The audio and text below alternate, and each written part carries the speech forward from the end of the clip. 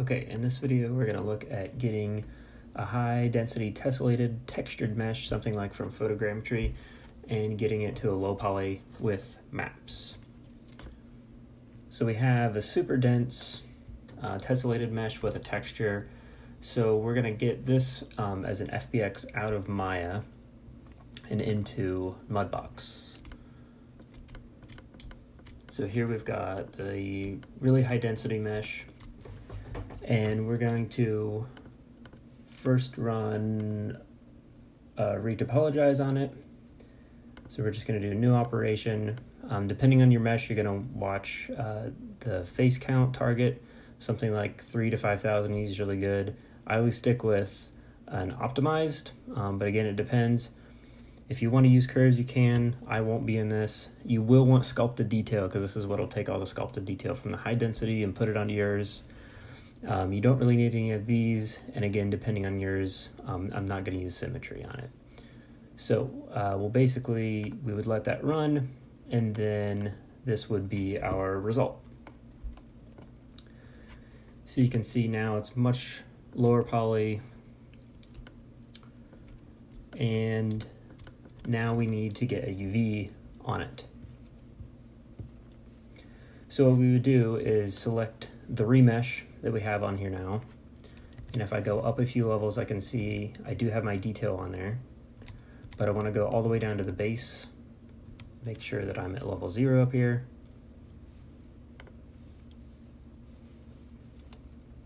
and then with it selected, I'm going to export selection. This is a really weird thing, but something good to know. You don't want to have any spaces in your object name. When it runs that script and stuff, it doesn't like spaces, so just make sure you might have to go here and just rename the remeshed version. So when you export the remeshed, you want to get that into Maya, and then you can just put on UVs. So you can go in UV, you could just do an automatic, or if you want to cut up and do an unfold, that would work too, but basically you just need to get some UVs on there. And from there, you could just go and export the selection, do it as an OBJ, and then back into Mudbox, it's the same exact scene.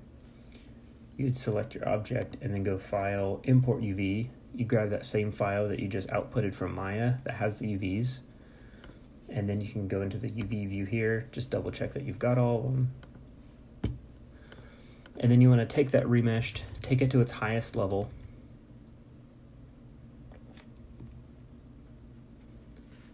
might take a second.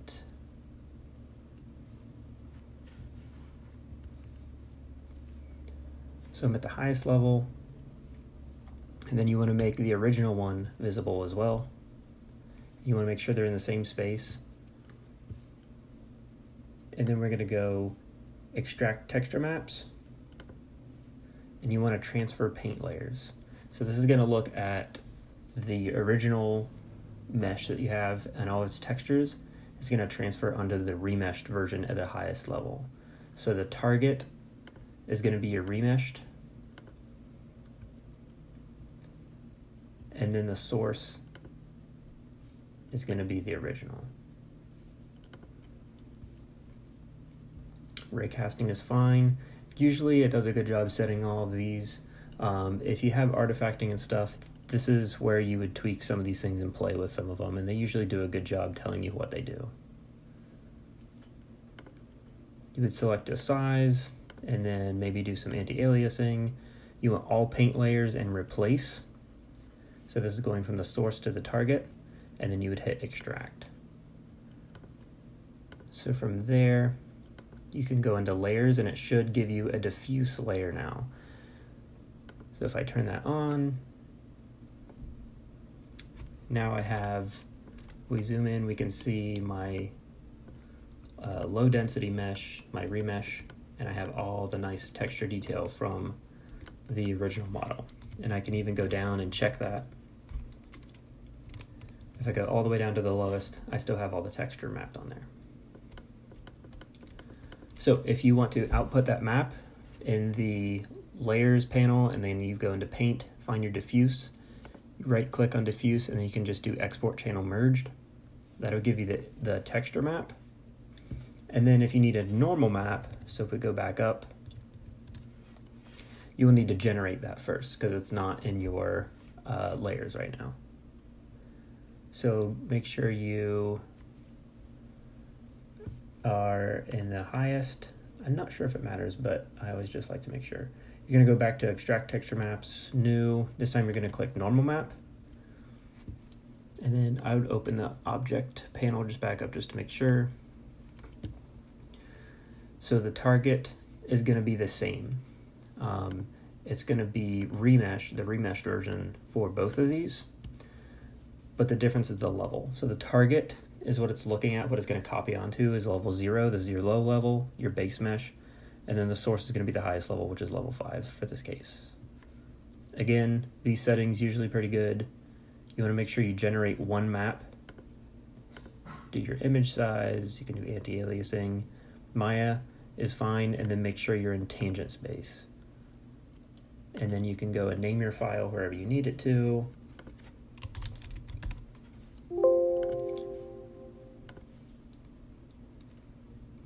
If you do check this preview as normal, it's actually gonna like create the layer and it's gonna turn it on, so it might look funky, but that's okay. So then if we do extract,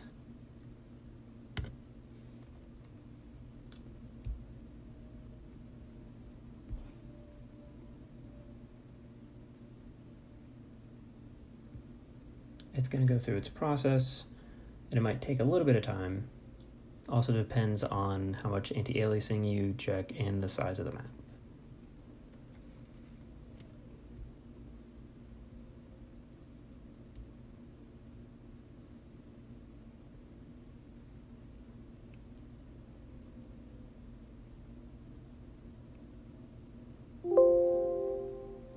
It should tell you it's finished.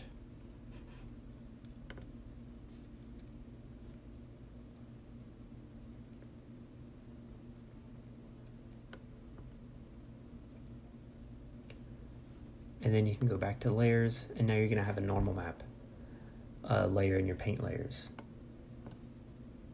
And it might look kind of funky, and it's because that's turned on, so it's trying to kind of like duplicate its normal. But now you have a normal map, so if we went down to the base level again, we're at level 0, and now we get all the nice detail at the higher level. So that's with the normal map, and that's without. So it's the same thing. You right click on normal map and you do export channel merged, and then that would give you your normal map image. And then from there you could bring those into Maya. So you could go in here and say assign a Lambert,